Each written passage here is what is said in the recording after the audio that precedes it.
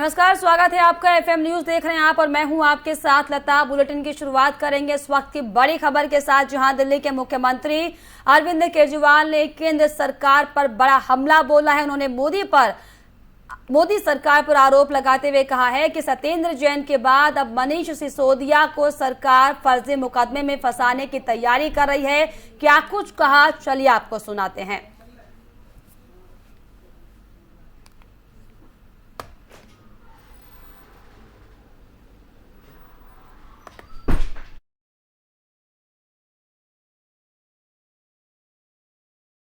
मनीष सिसोदिया ने न केवल दिल्ली बल्कि पूरे देश के गरीब बच्चों को उम्मीद दी है कि उनके स्कूल भी बदल सकते हैं। दिल्ली की शिक्षा क्रांति की धमक केवल भारत में ही नहीं, आज पूरी दुनिया में गूंज रही है। पूरी दुनिया के देशों से दिल्ली सरकार के पास निमंत्रण आ रहे हैं, हमें भी हैप्पीनेस क्लास सिखाओ, हमें भी एंटरप्रेन्योरशिप क्लास सिखाओ। मनीष जी ने पूरी दुनिया में भारत का नाम रोशन किया है। ऐसे व्यक्ति को जेल में डालना चाहिए या उन्हें पूरे देश के स्कूलों को ठीक करने की जिम्मेदारी देनी चाहिए।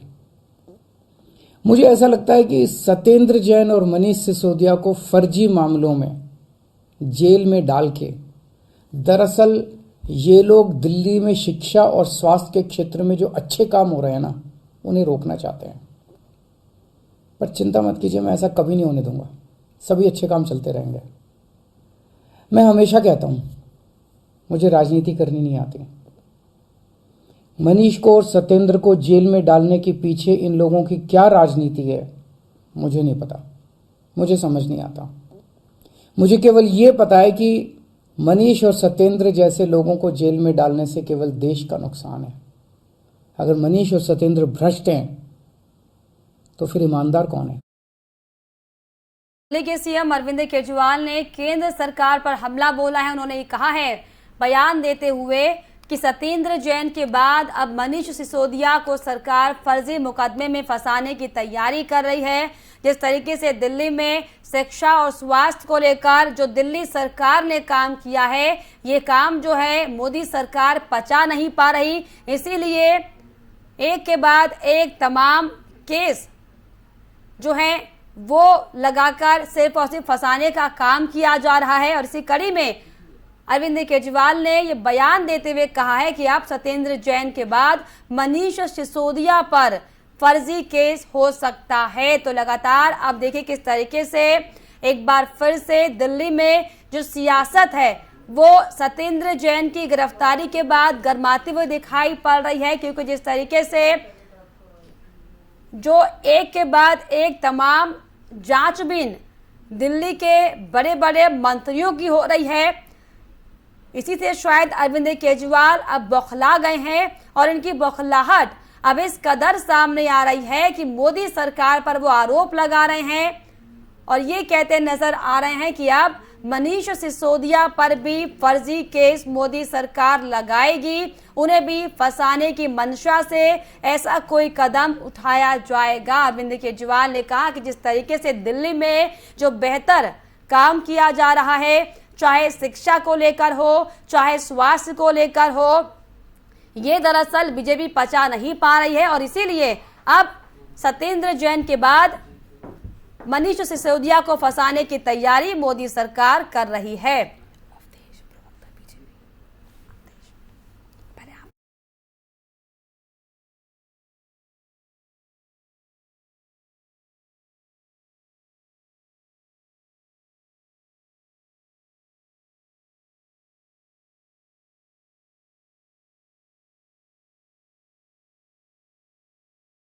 इस पर हमारे साथ अवधेश उपाध्याय, प्रवक्ता बीजेपी के, हमारे साथ जुड़ गए। सर, मैं आपका स्वागत करना चाहूंगी। जी धन्यवाद। अवधेश जी, अरविंद केजरीवाल ये कह रहे हैं कि सत्येंद्र जैन के बाद अब मनीष सिसोदिया को फंसाने की तैयारी करेगी मोदी सरकार, क्या कहेंगे इस पर? देखिए, मैं ये बताऊं आपको, पहले तो स्पष्ट कर दूं आपको और आपके श्रोताओं जो आपके दर्शक हैं कि जो जैसा करेगा वो वैसा भरेगा। अब इसमें ये हर बात पे भारतीय जनता पार्टी को ले आते हैं, ये खुद को तो देखते नहीं है। ये 2019 में जो हाई कोर्ट ने खुद ये कहा है कि ये जो इनके मनी लॉन्ड्रिंग का जो मामला है वो खुद हाई कोर्ट ने स्वीकार किया है। आपको याद होगा तो। दूसरी बात, अभी इनका एक जो मंत्री है पंजाब में, वो भी इसी चक्कर में पकड़ा गया है। उसको केजरीवाल साहब निकाल देते हैं और उसके बाद बड़ी बड़ी प्रेस वार्ता करते हैं कि देखो हम भ्रष्टाचार को नहीं सहते हैं, हम भ्रष्टाचारी नेताओं को नहीं रखते हैं। आज यदि वही चीज जो है दिल्ली में हो रही है, दिल्ली में इनके मंत्री पकड़े जा रहे हैं भ्रष्टाचार के आरोप में, तो ये बचाव के लिए प्रेस वार्ता कर रहे हैं। ठीक है, तो ये दोहरा चरित्र जो दिखा रहे हैं अरविंद केजरीवाल, ये पूरा देश देख रहा है, दिल्ली देख रही है, पंजाब की जनता भी देख रही है। पंजाब एक मंत्री को इन्होंने निकाल दिया, दूसरे मंत्री दिल्ली में जो मंत्री है इनका, उसकी मतलब एक तरह से उसको बचाव करने में लगे पड़े हैं। ठीक है, ऐसा है केजरीवाल सरकार जो है, इनकी जो पूरी पार्टी की जो नेता है पूरी तरह से भ्रष्ट है। ये कोई पहला मामला नहीं है। उससे पहले इनका जो कानून मंत्री था वो भी पकड़ा गया था, एक डिग्री के मामले में पकड़ा गया था। होगा लेकिन अरविंद केजरीवाल उल्टा बीजेपी पर आरोप लगा रहे हैं। वो ये कह रहे हैं कि जो दिल्ली में काम हो रहा है बढ़िया सा शिक्षा और स्वास्थ्य को लेकर, ये बीजेपी पचा नहीं पा रही है। देखिए मैं बताऊं दिल्ली में अच्छा काम क्या हो रहा है, ये तो अगर कोई प्रेस प्रवक्ता होता तो मैं उससे पूछता। एक बार बताइए, 2000 जब से ये आए हैं 7 साल से अधिक इन्हें हो गया समय दिल्ली में। ठीक है, मैं ये पूछना चाहता हूँ केजरीवाल साहब से, आपके चैनल के माध्यम से, एक काम ऐसा गिना दें जो ऐतिहासिक काम इन्होंने दिल्ली में किया हो। बढ़िया, देखो ना तो इन्होंने एक स्कूल बनवाया दिल्ली में, ना इन्होंने एक अच्छा अस्पताल बनवाया दिल्ली में। ठीक है, डीटीसी बसों की बात चल रही थी, 15,000 बस लाने का वादा किया था इन्होंने पहले जब शुरुआत में जब ये आए थे। आज की तारीख में 3,500 बसें दिल्ली में रह गई हैं, एक बस दिल्ली में नहीं आई है। अभी पीछे जो है 150 बसें केंद्र सरकार ने जो फैम योजना थी उसके तहत जो है 150 बसें दिल्ली को दी हैं। तो ये तो केवल दिल्ली की सरकार जो है आज की तारीख में, केजरीवाल सरकार जो है, केजरीवाल साहब जो है झूठे वादों के आरोप प्रत्यारोप राजनीति के चैंपियन बन चुके हैं पूरे दुनिया में।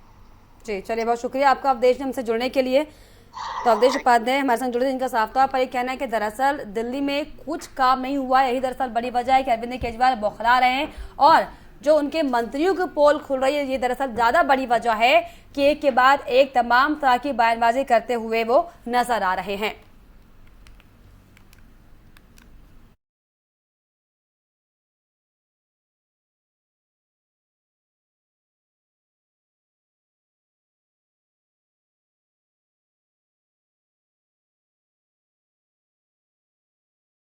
मैं आगे बढ़ेंगे। पीएम नरेंद्र मोदी ने बुधवार को भारत की नई वर्ल्ड चैंपियन महिला बॉक्सर निखत जरीन से मुलाकात की है।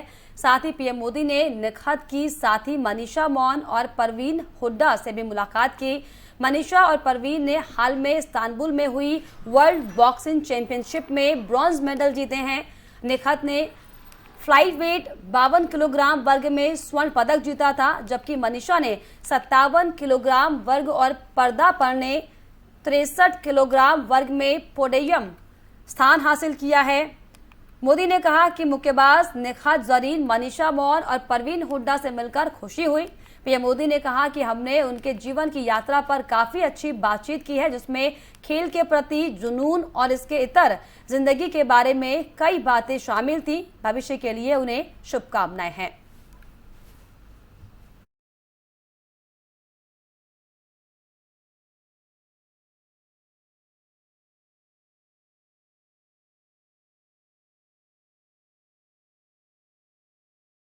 वहीं गृह मंत्री अमित शाह ने अक्षय कुमार की फिल्म पृथ्वीराज देखी, जिसके बाद उन्होंने कहा कि 2014 से हमने भारत में सांस्कृतिक पुनर्जागरण का काम शुरू किया है।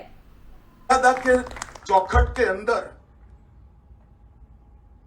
महिला की स्वतंत्रता क्या हो सकती है, सम्मान क्या हो सकता है, समान अधिकार क्या हो सकता है, ये हमारी सांस्कृतिक ऊंचाइयों का बहुत सुंदर तरीके से चित्रण भाई चंद्र प्रकाश जी ने किया है। मैं उनको बहुत बहुत साधुवाद देना चाहता हूं।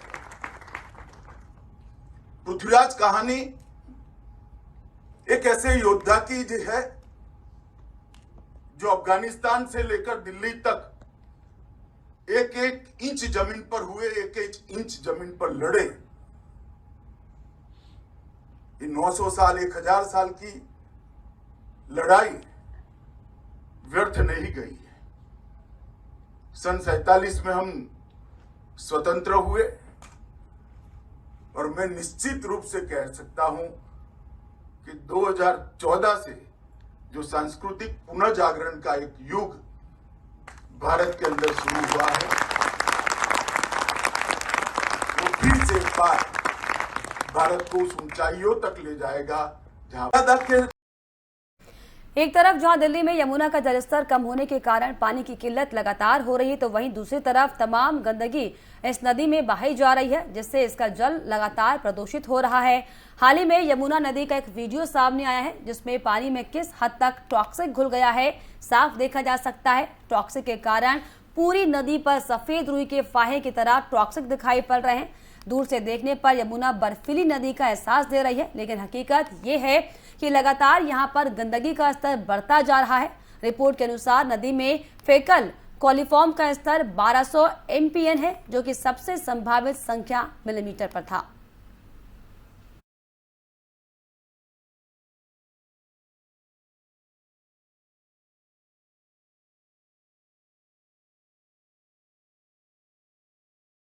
दिल्ली में अवैध रूप से किडनी ट्रांसप्लांट रैकेट वाले गैंग को दिल्ली पुलिस ने पकड़ा है। दक्षिणी दिल्ली के हौज खास थाने की टीम ने 6 दिनों के अंदर इस रैकेट के 10 सदस्यों को गिरफ्तार किया है। इसमें से एक दिल्ली के बड़े नामी अस्पताल के डॉक्टर भी शामिल हैं। गैंग के रैकेट के तार दिल्ली से लेकर हरियाणा तक जुड़े हुए हैं। किडनी लेने के लिए गरीब असहाय लोगों को निशाना बनाया गया था और ये गैंग गरीब लोगों को बरगलाकर उनसे किडनी ले लेते थे। ये गैंग जिसकी किडनी निकालता था उसे महज 2 से 3 लाख रुपए देते थे। 26 मई को हौजखास थाने में एक खुफिया जानकारी मिली, जिसके बाद पुलिस ने बड़ी कार्रवाई की। दिल्ली पुलिस की टीम हौजखास के लैब में पहुंचे। पुलिस को वहां से 2 लोगों को पुलिस ने पकड़ा है। ये किडनी ट्रांसप्लांटेशन एक रैकेट हमें मिला है। 26 मई को हमें एक सीक्रेट इन्फॉर्मेशन मिली कि हौजखास के किसी लैब में ऐसे एक illegal transplantation related testing and ऐसा एक नेटवर्क चल रहा है, जिसके बारे में हमें खबर मिली। हमने तुरंत एक जहाँ पे ये हो रहा था वहाँ पे ट्रैप लगाई। ट्रैप जब लगाई हमें वहाँ पे एक आदमी मिला, जो बाद में पता चला कि पिंटू नाम का आदमी है, जो कि वहाँ फंस गया था। उसको एब्डोमिनल पेन का कंप्लेन हुआ। उसके 2 जानकार लोगों ने उसको बोला कि चलिए ये लैब है, वहाँ पे हम आपकी दिक्कत को टेस्ट करते हैं। और जब वहाँ टेस्ट करने के लिए उसको ले गए, नर्सेस और बाकी लोगों की बातों से उसको ये मन में डर लग गया कि अरे ये कुछ ट्रांसप्लांटेशन की बात चल रही है। तो जितना जानकारी उसको था, उसको समझ आ गया कि कुछ है गड़बड़, तो फिर वो निकल रहा था। और इस टाइम पे हमारी ट्रैप वहाँ लगी हुई थी और पिंटू को हमने फिर से बात करी और फिर वहाँ से आगे बढ़ी बात। इन्फॉर्मर के अलावा हमारा फर्स्ट आदमी तो पिंटू था। तो पिंटू ने बताया कि सरबजीत और विपिन नाम के 2 आदमी हैं। सरबजीत हमारे पास है। 2 आदमी इसको यहाँ नॉर्मल एब्डोमिनल पेन की टेस्टिंग, क्या प्रॉब्लम है, तबीयत ख़राब है, इसलिए लाए थे। बट एक्चुअली सरबजीत और विपिन एजेंट्स हैं, जो कि पुअर एंड नीडी लोगों को टारगेट करते हैं, जो कि वल्नरेबल है, और ये देखते हैं कि बड़े रिच जो लोग हैं जिनको किडनी की ज़रूरत है, उन दोनों में कनेक्शन करके फिर इस बात को आगे बढ़ाते हैं। ये लोग एजेंट हैं जो ये कमीशन बेसिस पे काम करते हैं। तो क्या इनसे कुछ पता लगा इन्होंने कितने किडनी पहले ट्रांसप्लांट करा दिए? अभी तक जो 10 लोग हमने अरेस्ट करे हैं, उसमें से जो कहानी निकल के आ रही है कि पिछले कम से कम 6-7 महीने से ये चल रहा था एंड 6-7 महीनों में may be 12 to 15 kidneys at least transplant हुई है। ग्रेटर नोएडा पुलिस सुबह जानकारी मिली है कि बीटा 2 थाने से 25,000 का इनामी बदमाश और टॉप 10 हिस्ट्री शीटर लिस्ट में शुमार एक बदमाश ग्रेटर नोएडा होते हुए गाजियाबाद के खोड़ा जाने वाला था, जिसके बाद पुलिस ने चेकिंग अभियान की शुरुआत की। इस दौरान मोटरसाइकिल पर सवार एक युवक पुलिस को आता दिखाई पड़ा। जब पुलिस ने बाइक सवार को रुकने का इशारा किया, तब बाइक सवार तेज गति से मोटरसाइकिल लेकर सर्विस रोड पर भागने लगा और पुलिस टीम पर फायरिंग शुरू कर दी। वहीं पुलिस की तरफ से जवाबी कार्रवाई में बाइक सवार घायल होकर जमीन पर गिर गया। पकड़े गए बदमाश की पहचान साबिर के रूप में की गई है, जो बुलंदशहर कोतवाली देहात का रहने वाला बताया जा रहा है और उस पर दर्जनों मुकदमे दर्ज हैं। वहीं पुलिस ने बदमाश के पास से अवैध तमंचा, कारतूस और मोटरसाइकिल बरामद की है।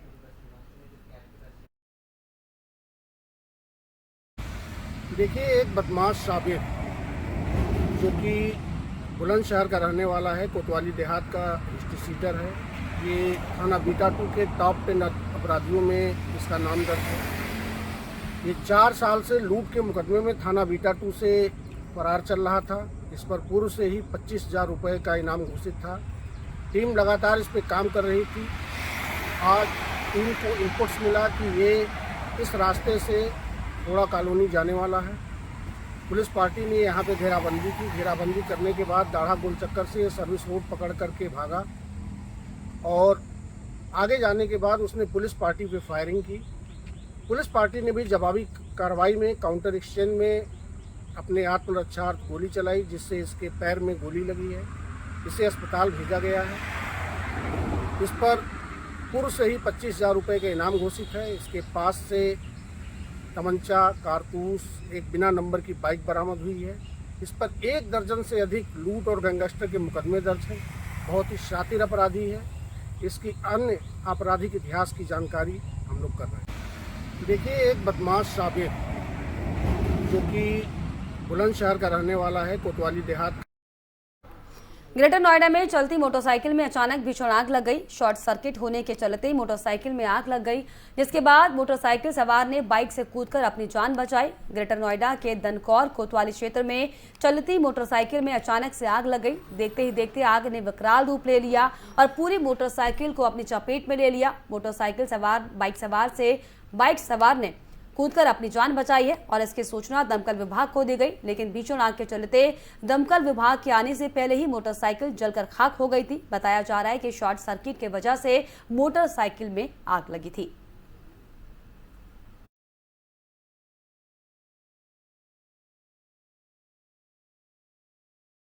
शॉर्ट सर्किट के चलते मोटरसाइकिल में दरअसल आग लगी। हालांकि किसी तरीके से बाइक सवार युवक ने बाइक से कूदकर अपनी जान बचा ली। तस्वीरें आपके सामने देखिए किस तरीके से धू कर ये बाइक जल रही है। दरअसल अचानक शॉर्ट सर्किट के चलते ये बड़ा हादसा हुआ और राहत की बात इसमें यह है कि युवक फिलहाल सुरक्षित है, क्योंकि किसी तरीके से चलती बाइक से आपको बताएं कि कूदकर युवक ने अपनी जान बचाई है। इसके बाद हालांकि पुलिस और तमाम जो स्थानीय प्रशासन है इसको आगे किस तरीके से देखा जाए इसको लेकर कार्रवाई कर रहा है।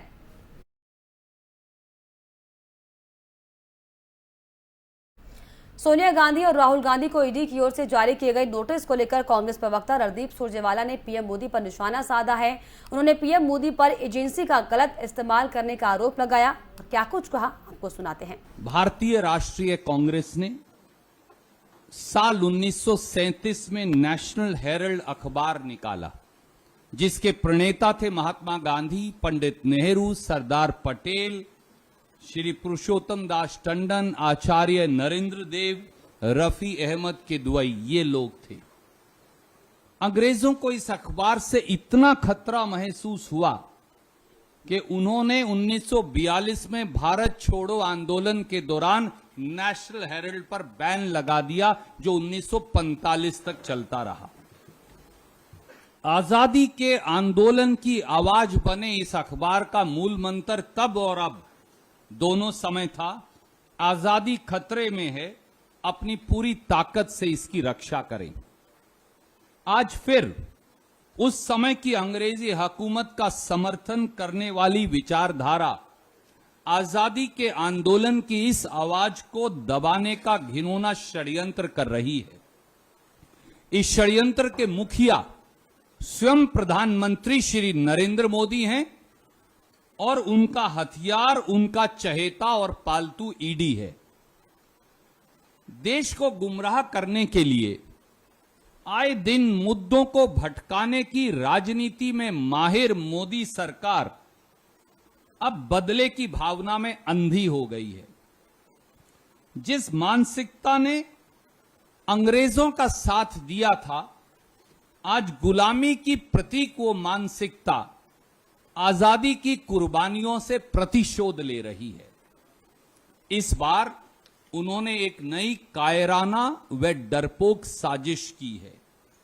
नेशनल हेरल्ड मामले में अब प्रधानमंत्री श्री नरेंद्र मोदी ने कांग्रेस अध्यक्षा श्रीमती सोनिया गांधी जी व हमारे नेता श्री राहुल गांधी जी को ईडी से नोटिस जारी करवाया है। भारत और इसी के साथ इस बुलेटिन में फिलहाल इतना ही। देश और दुनिया के तमाम खबरों के लिए आप देखते रहिए FM न्यूज। नमस्कार।